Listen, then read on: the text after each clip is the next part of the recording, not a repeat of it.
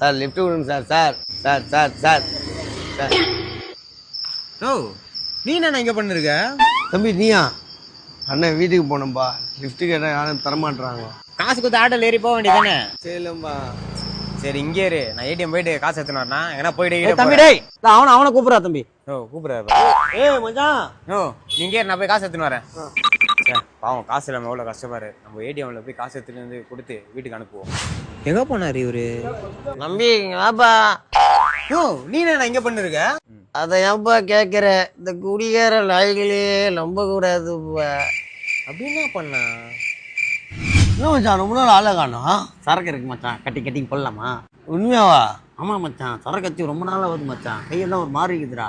ஆஹா, ஆடு மாட்டிக்கிச்சு. என்ன மச்சான் நீ குடிக்கலையா? ஏய் நீ குச்சா நான் குச்சா மாதிரி மச்சான் குடுறா.